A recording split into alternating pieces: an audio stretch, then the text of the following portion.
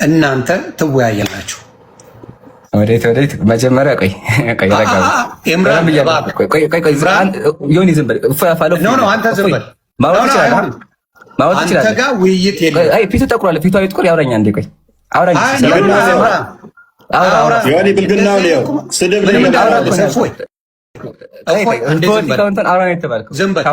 ኢምራን አንተ አታወራ እኔ እናንተ አናወራ። ለምን ትፈራለህ? ቆይ አድቫንቴጅ ስሙ ቤተሰብ እሱ መናገር ይችላል። እሱ ምንም አላለም። እዚህ ጋር እሱ ምንም አላለም። ስሙ ኢምራን ምንም ማለት አትችልም። የተፈለገው የነሱ ውይይት ነው።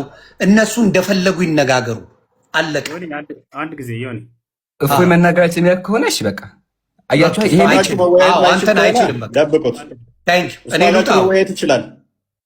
እግዚአብሔር ይስጥልኝ። አንዴ እግዚአብሔር ያክብርልኝ። አይሆንም። ዮኒ ውጣ። ሰላማችሁ ይብዛ። ዮኒ ውጣ። በቃ ኦልራይት። ስለዚህ እናንተ እንቀጥላለን። ሀይ እሺ፣ ሰዓት ታስገባ። ምንድን ነው ችግር? ለሰው ታስገባው። ራስን ችላ አቆምም። ኡስታዛችሁ ይሄ ነው። ብቻውን መቆም አይችልም። ብቻውን መቆም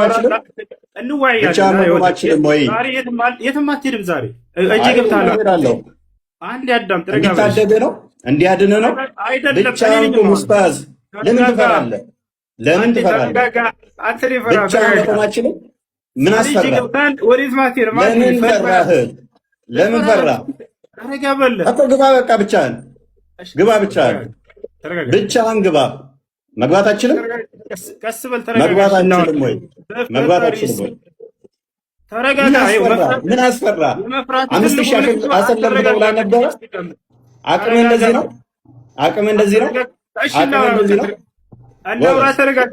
ጎበዝ። ስለዚህ አስወጣው። እሷን ትወጣለች። ይሄ ለምንድን ነው የፈራው? አትፍራ። ቆይ አንዴ ተረጋጋ። ቀስ በል ጎበዝ። ስለዚህ ትቀጥላለህ ከኔ ጋር ትወያያለህ። ሉጣ ያ ውጪ። አታስገባ ሰው አትውጪ። ቆይ አታስገባ። ይሄ ነክ አትቆጣ። ቆይ ረጋ በል። ምን አስፈራው? ተረጋጉ። አጭሁ መጮህ መፍትሄ አይደለም። ረጋ ብለን አውራ። እንደ ትልቅ ሰው ተረጋጋ። መጮህ ምናምን ጥሩ አይደለም። ሁሱ ተናገር። ቆይ አንድ አትረብሽ። እንደዛ አንዴ አትረብሽ። ሚውት አድርግ። ፎይ አንዴ ሚውት አድርግ። እሺ በቃ አሁን በቃ ሚውት ነኝ ኡስታዝ። ሜቢ ማይታክ ከሆነ ሚውት ነኝ። ተረብሻል ኡስታዝ። አይዞ ተረጋጋ። እንወያያለን። የትም አታመልጥም። ዛሬ አስወጣቸው እነሱ። አንዴ እሺ ፎይ አንድ ጊዜ ቆይ አንዴ ማንሽ ከይቅርታ ጋር ሰላም፣ እንዴት ነሽ ጆኒ? አሰላሙ አለይኩም። ሰዓት እየሄደ ነው። ውይይቱ ላይ ግባ። ወደ ውይይቱ ግባ። ፖለቲካውን ተውና እኔ እናንተ ብቻ እንድንሆን ነው። ፎያዬ አንዴ ተረጋጋሽ። እኔ እወጣለሁ። ሁሶ ሲጀመር መጀመሪያ ገና እኔ ሁለታችሁን አገናኝቼ እኔ ለመውጣት ነው ሆስት ላይ ተናግሬያለሁ። እናመሰግናለን። ስለዚህ ኢምራን አታስገባው። እሺ ሁሶ አላህን ፍራ። በቃ ችግር የለም። ወጥቻለሁ። አይ መርሐባ። ቆይ ልውጣላችሁ። እሺ ይኸው ደቂቃ ንገረን። ስንት ደቂቃ? ተረጋጋ። መጀመሪያ ቀስ በል በፈጠረ። እንኳን ደህና መጣ ኡስታዝ። እንኳን ደህና መጣ። መልካም ሰዓት ስለሄደብን ደቂቃ እንያዝና በጣም ተረጋግቻለሁ ኡስታዝ። አይዞህ። እኔ እንደበልስ ድረስ ተረጋ በል፣ ቀስ በል። በጣም ሰምቻለሁ። ወደ 3 ሰዓት ጠብቄያለሁ። ስለዚህ አሁን ወደ ውይይቱ ቀጥታ እንግባ። ደቂቃ እንያዝ። ፈርስት ራውንድ ስንት ይሁን? አንዴ ተረጋጋ፣ ቀስ በል። አንተ ማለት ነው። ተረጋግቻለሁ፣ በደንብ ተረጋግቻለሁ ኡስታዝ። የተከበሩ ኡስታዝ፣ ፈርስት ራውንድ፣ ሰከንድ ራውንድ ሪበተር ተዛ ክሮስ ኤግዛሚኔሽን እና ኮንክሉዥን ደቂቃውን ንገረኝና። ብቻ ማውራት ነው የፈለግከው? አታዳምጥም ሰው? አውራ በቃ እንደሱ። እሺ በመጀመሪያ እንኳን ደህና መጣ። በድጋሚ ከስንት ዓመት በኋላ ስላገኘሁ ደስ ብሎኛል። በመጀመሪያ ስለ አርዕስቱ እናወራለን። ከዚያ በኋላ ስለ ደቂቃው እናወራለን። እሺ እንድናወራ ዘንድ የተስማማንበት አርዕስት ምን ነበር? አንዴ ከዚያ በኋላ ደግሞ ደቂቃውን አንተ የምትፈልገውን ከዚያ እንወያይበታለን። እሱ እሺ፣ አንዴ አሁን ደግሞ አንተ ተናገር። ያው መልካም። ስለዚህ አርስቱ ግልጽ ነው። ቪዲዮም ሰርችበታለሁ፣ ሁሉም ሰምቶታል። በነቢያት የተሰበከው አምላክ እግዚአብሔር ወይንስ አላህ የሚል ነው። ደቂቃ ስለዚህ መያዝ ይቻላል። ምክንያቱም ሳሰማው አይደለም የመጣው፣ እንዳልሰማ እንደ አዲስ መሆን ብዙም አያስፈልግም። ምክንያቱም ብዙ ባናሮች ስለተሰሩ። ስለዚህ ደቂቃ ፈርስት ራውንድ 15 ደቂቃ ነው ይዣለሁ። አንተ ስንት ደቂቃ ይሆን ትላለህ? እሺ፣ በጣም ጥሩ። ስለ ደቂቃው እስካሁን በጣም ስለቆየንባቸው ለእነሱም እንዳይንዛዛባቸው። አይንዛዛም፣ መግቢያ ስለሆነ ስታወራ ዝም ብያለሁ። አሁን የምናወራበት በጣም ስለቆየንባቸው ሰዎችንም እንትን እንዳናሰለች እንዴት እናደርጋለን? በመጀመሪያ 5 ደቂቃ እናደርገው። 5 ደቂቃ ውይይት አይደለም። ከ15 ደቂቃ በታች መግቢያ አንድ ነው። 5 ደቂቃ የምታደርገው የመጀመሪያ ዙር ስለመሸ ነው። በጣም ቆይተንባቸዋል። ችግር የለውም ኡስታዝ፣ ያጋንጣል ሰው። እቺ ጎልደን ኦፖርቹኒቲ ስለሆነች ሰዓት ምክንያት አታደርግ። 5 ደቂቃ ውይይት አይደለም እኮ 5 ደቂቃ እኮ ውይይት አለ። ደህና ናችሁ ደህና ናችሁ ስትል መጨረሳት ነች። ምክንያት ይኸውላችሁ አያችኋል። 5 ደቂቃ ብሎ ሊያመልጥ ማለት ነው። ቀስ በለ 5 ደቂቃ ውይይት አለ። ረጅም አድርገህ የሆነ ሀሳብህ እንዳያዝ እኔ ቃል በቃል ቢሆን እንዳውም በጣም መወያየታችንም ኡስታዝ ረጋ በል ረጋ በቀስ መወያየታችንም 5 ደቂቃ ነች የምታውቃት። ቆይ 5 ደቂቃ ብቻ ነው አንተ መወያየት ትደረባለህ። ረጋ በል እንደባለፈው አይሆን። እፎይ እባክህ የሆነ ሀሳብ ተነስቶ ችግር የለውም ምንም ማለት ባለፈውም ነብዬ የተናገረውን የተናገርኩት አንድ ይኸውልህ ስነ ስርዓት ይዘህ አውራ። እፎይ እባክህ አትደረብ፣ እስኪጨርስ ድረስ አዳምጥ። ስለዚህ እንደኔ ሀሳብ ማለት ነው ቅድም ቢሆን ችግር የለውም። አንተም ቅድም 3 ሰዓት ቆይተናል ብለሃል። ይሄ ሁሉ ህዝብ እየጠበቀ ማለት ነው። ስለዚህ አሁን ስለመሸ አጠር አድርገው ሀሳባችንን ማስቀመጥ ነው። 5 ደቂቃ እናደርገውና ከዚያ በኋላ ቀጣዩን ደግሞ አንተ ተወስነዋለህ። ችግር የለውም። ቀጣዩ በአንተ ይሆናል። የመጀመሪያ 5 ደቂቃ ይሆን ልጨርስ። አንዲት ጊዜ ልጨርስ። በምትወያይ ጊዜ ማስረጃ የምታቀርብባቸው የማስረጃ ምንጮች ምንድን ናቸው የሚለውን የኔንም ያንተንም እንነጋገራቸው። አንተ ምንድን ነው የምታቀርብበት ማስረጃ? ምን ላይ ቁመህ ነው የምትወያየው? እሱ ይሄ መስፈርት ነው፣ መቀመጥ አለበት። ከዚህ እንዳንወጣ ዘንድ ማለት ነው። በምን መጽሐፍቶች ነው የምትወያየው? እሱ ንገረኝ። 10 መጽሐፍቶች አሉ። እኛ የውይይት እንትናችን 10 መጽሐፍ ናቸው። ስለዚህ በብሉይ ኪዳንና አዲስ ኪዳን ላይ ባለው ትወያያለህ አይደለ? በጣም ጥሩ። እሺ እንግዲህ እኔ ደግሞ ግልጽ ላድርግ። እዚሁ በቁርአንና በሐዲስ ላይ እንትን እንላለን። እዚያ ላይ ቁመን እናወራለን። አምላኩ የነቢያት አምላክ እግዚአብሔር ነው ወይንስ እኔ ደግሞ አላህ ነው የሚለውን አላህ ጭንቅላት አለው የለውም? እሺ አላህ ጭንቅላት አለው የለውም የሚል በቁርአንም በሆነ በሐዲስ ላይ አልተገለጸም። ስለዚህ አለው ብለንም አንናገርም፣ የለውም ብለንም አናስተባብልም። ምክንያቱም በቁርአን በሐዲስ ላይ በነቢያት አንደበት የመጣን ብቻ የምንቀበል እንጂ የማንጨምር የማንቀንስ ስለሆን። ቀጥል ጎበዝ። እንዴ በቃ ስልት አበቃለህ። ስለዚህ አላህ ጭንቅላት ይኖረው በቁርአንም በሐዲስም አልተነገረም፣ የለውምም አለውም አትልም። ስለዚህ ጭንቅላት ሊኖረውም ይችላል ላይኖረውም ይችላል። አንገትስ አለው የለውም? እርሱም አልተገለጸም። ብልትስ አለው የለውም? እርሱም አልተገለጸም። ስለዚህ አላህ ወንድ ሊሆን ይችላል፣ ሴት ጾታ ሊኖረው ይችላል። ኦኬ አንጀትስ አለው የለውም? ጾታ አለው፣ ሊኖረውም ላይኖረውም ይችላል ያለህ ማን ነው? አንተ ነህ ያልከው እኮ የለውምም አለውምም አንልም አልከን እኮ። ስለ ጾታ ነው አንተ ነህ ያልከው። ስለ ጾታ አንስተሃል። ጾታ ሊኖረውም ላይኖረውም ይችላል ያለህ ማን ነው? ያለህ ማን ነው? ወላሂ ያመጣ የራሱ ፍልስፍና እንዴት እንደሚሰራ አዳምጥ። አትጩህ፣ እየረበሽክ ስለሆነ ስለዚህ ቆይ አዳምጥ። እሺ አምላክ ጭንቅላት ይኑረው አይኑረው አታውቅም? ቆይ አምላክ ጭንቅላት ይኑረው አይኑረው አታውቅም? አንገት ይኑረው አይኑረው አታውቅም? ብልት ይኑረው አይኑረው አታውቅም? የምታመልከው ጎበዝ። ኦኬ ስንት እግር ስንት ጉልበት አለው የለውም? አልተገለጸም። ባትስ አለው የለውም? አለ። ስንት ባት ነው ያለው? ባት ተብሎ የተገለጸው በቁጥር አልተገለጸም። ኦኬ ባት ማለት ምን ማለት እንደሆነ አስረዳኝ። ባት ማለት እንዴት ብሎ ነው የጠየቀው? የፈጣሪ መገለጫዎች አይመረመሩ። አላህ ስብሐነሁ ወተዓላ ስለ ራሱ ባት ምንድን ነው? ባት ምንድን ነው? ባት ነው። ባት ምንድን ነው? ባት ነው አይለኛል። ጥያቄ እየጠየቅኩ ነው። ባት ነው ይለኛል። ባት ምንድን ነው? ባት ምንድን ነው? እጅ ምንድን ነው ተብሎ ይጠየቃል። አላህ ስንት እጅ አለው? አላህ ስንት እጅ አለው? አላህ ስብሐነሁ ወተዓላ 2 እጆች አሉት። ኦኬ ቀኝና ግራ ነው ወይንስ ቀኝ እጅ ብቻ ነው ያለው? ቀኝና ግራ። ኦኬ ስለዚህ ዳይሬክሽን ዳይሜንሽን አለው ማለት ነው። አላህ የፍጡር ባህሪን እንደሚያካብበው እየነገርከኝ ነው። እናመሰግናለን። እንደሱ ብሎ የተነገረው አንድ ሰው አዳምጥ፣ ተረጋጋ። ኦኬ እጅ ማለት ነው ማለት ነው። እጅ ማለት እጅ ነው።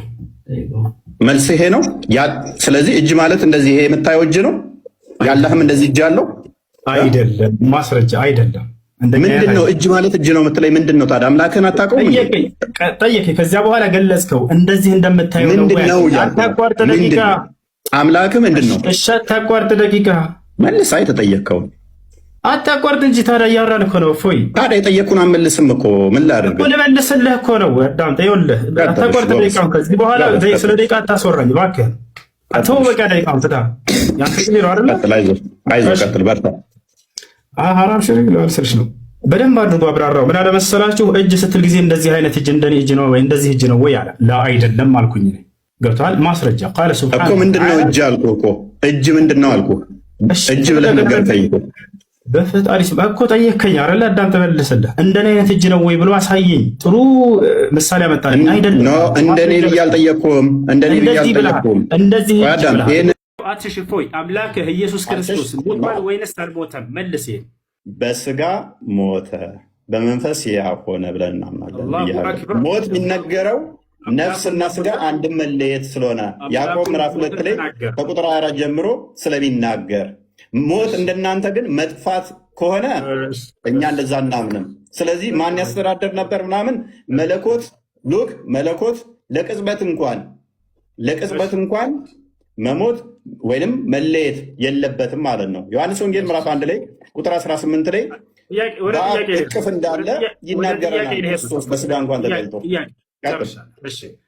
አንደኛ ቆሮንቶስ ምዕራፍ 15 ቁጥር 17 ላይ ክርስቶስም ካልተነሳ እምነታችሁ ከንቱ ናት፣ እስከ አሁን ድረስ በኃጢአት ላይ ናችሁ እያለ ይናገራል።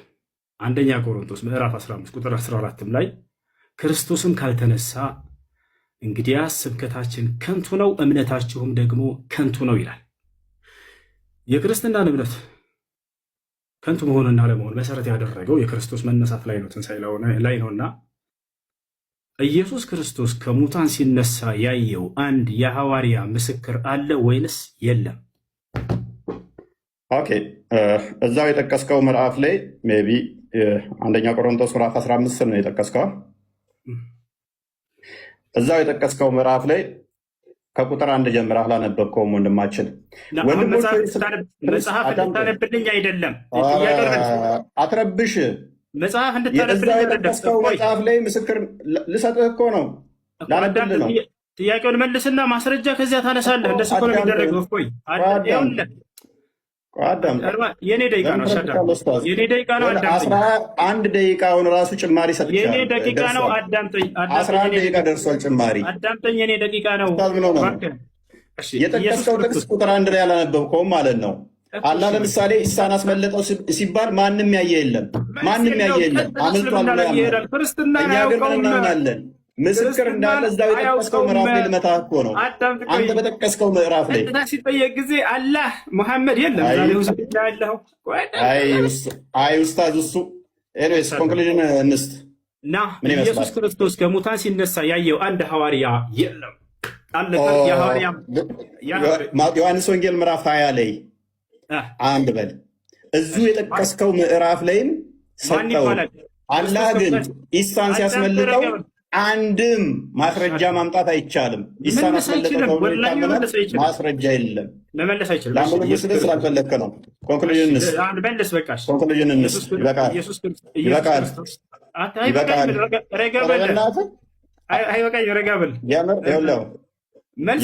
ጭማሪ ራሱ 10 ደቂቃ አንተ አይደለም ደቂቃ ነው የምትይዘው። ያው እኔ ይዣለሁ፣ አሳይሃለሁ። እኔ አሳይሃለሁ። ያው ኦኬ። ስንት ደቂቃ? 9 ደቂቃ 10 ደቂቃ እየሆነ ነው። አንተ ጥሩ ትቀልዳለህ አንተ ኡስታዝ፣ ይመችህ። ኢየሱስ ክርስቶስ ከሙታን ካልተነሳ ክርስትናችን ከንቱ ነው፣ ስብከታችን ከንቱ ነው፣ እምነታችንም ውሸት ነው ብሏል ጳውሎስ። ስለዚህ ክርስቶስ ከሙታን መነሳቱን ያየ አንድ የሐዋርያ ምስክር አለ ወይንስ የለም? እፎይች መልሳት። እሺ ቆይ አዳምጣ አንዴ። ዮሐንስ ወንጌልን አላነበብኩም። አለ፣ በደንብ አለ። ማን ይባላል ያ ሐዋርያ ከሙታን ሲነሳ ያየው? እኮ አዳምጣ ማስረጃ ስለተሰጠኛለህ። እፎይ ማን ይባላል ያየው ሐዋርያ ከሙታን ሲነሳ? ማዳመጥ ማፈልገው ያው እያዳመጥኩ ነው። ጥያቄ መልስ። ማን ነው ያ ሐዋርያ ያየው? ልሰጠህ እኮ ነው። ስላዩትም እኮ ነው። እንደገና ቤታቸው ይገባል እኮ ጸሎት ሲያደርጉ። ከሙታን ሲነሳ ያየው አንድ ሐዋርያ ማን ይባላል? ማን ይባላል? ከሙታን ሲነሳ ያየው ሐዋርያ። ለምንድን ነው የማትረጋጋው? አዳምጥ በሚል ቃል አትደበቅ። ማን ይባላል? ከክርስቶስ ከሙታን ሲነሳ ያየው ሐዋርያ ማን ይባላል? ጎበዝ። እሺ አዳምጥ። እንደ ሞተ አምኗል። መነሳቱን አይተዋል አላዩም ነው ጥያቄው። አላልኩህም። ሲነሳ ያየው አንድ ሐዋርያ በቃ መልስ የለውም። ወላሂ መልስ የለውም። አይመልሰውም። እሱ አንተ አይደለም የአንድ ጥያቄ አይመልሰውም። ይኸውልህ ላንብብልህ። ስለዚህ ላንብብልህ አዳም።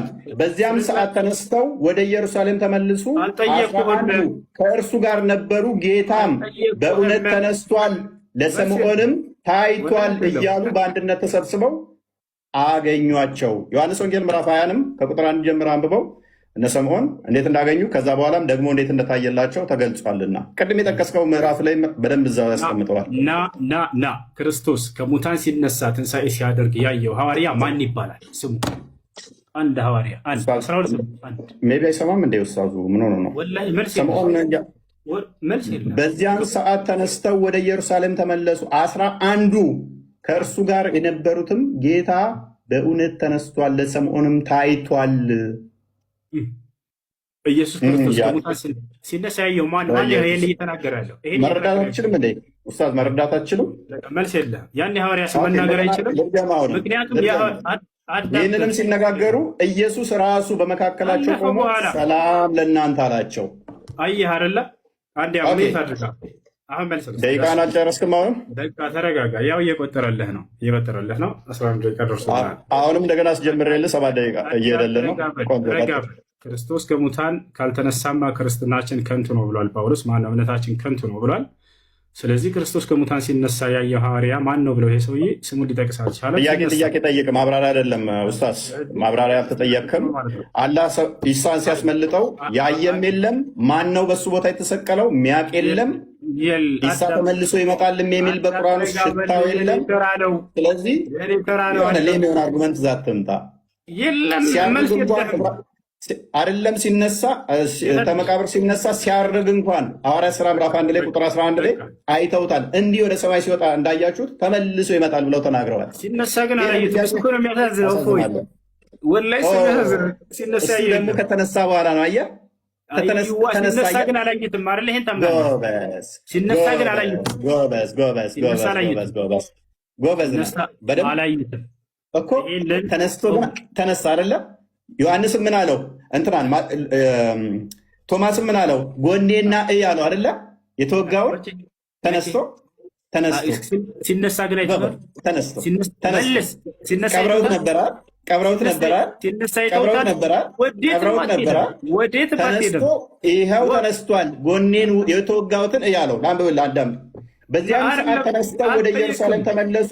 11 ነው ከእነርሱ ጋር የነበሩት። ጌታ በእውነት ተነስቷል፣ ለስምዖንም ታይቷል። ስለዚህ ተነስቶ አሳያቸው፣ አዩት ማለት ነው። እሺ በቃ እፎያዬ፣ ይሄ ጥያቄ ከይቅርታ ጋር አታውቀውም። አክቹዋሊ ይህንን ጥያቄ ብለህ ዘት በጣም ያሳፍራል።